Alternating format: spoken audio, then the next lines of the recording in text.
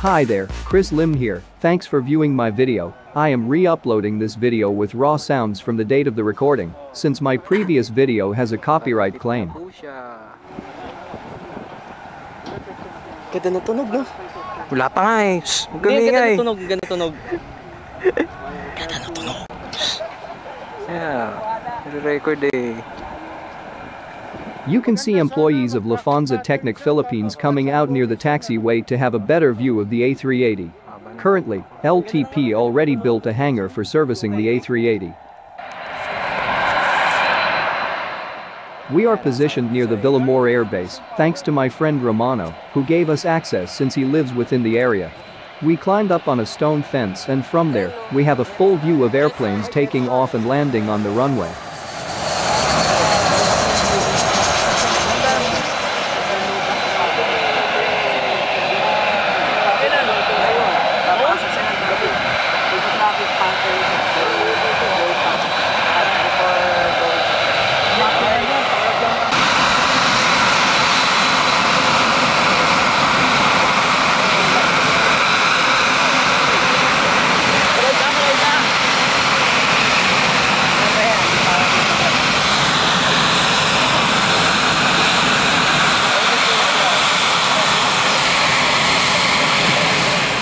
On October 11, 2007, the Airbus A380, on its proving flight at that time, landed in Ninoy Aquino International Airport in Manila, Philippines.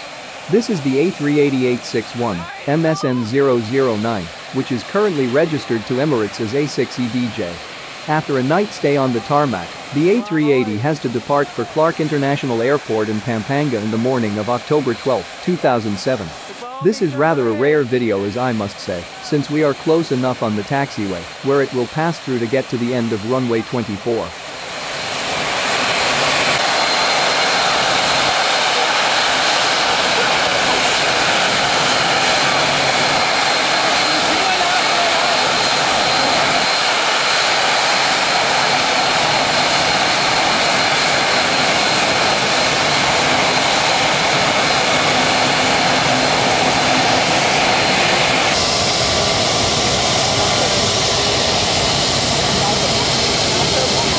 Uy, yung pakpak oh!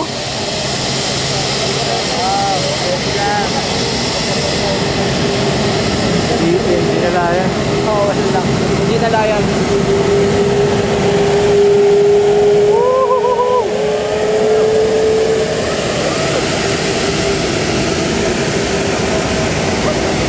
Wow, eto na! Ayan na!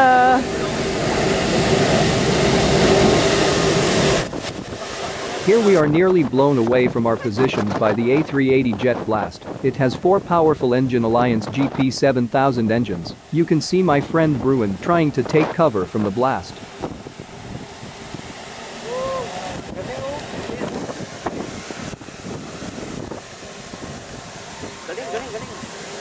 Ayos. Pero makuha ko pag takeoff. Pero may I am recording here with a Sony DCR-HC32 video camera on a digital videotape, which explains why the quality is not that good when viewed today on Full HD or UHD screens.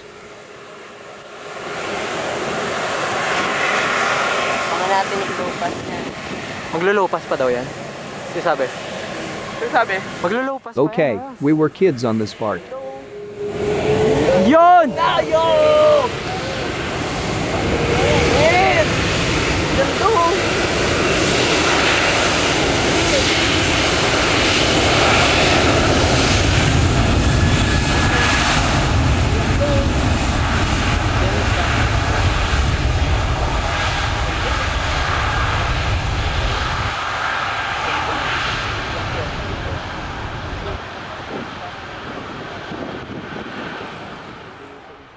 Currently, A380s are a regular visitor here in Manila, only for service maintenance in the hangar of Lufthansa Technik Philippines.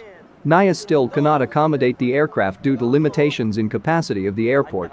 Although, Clark International Airport in Pampanga can handle the A380, but there is not enough passengers available that can fill the aircraft on a regular basis. Ano siya? Liit na oh.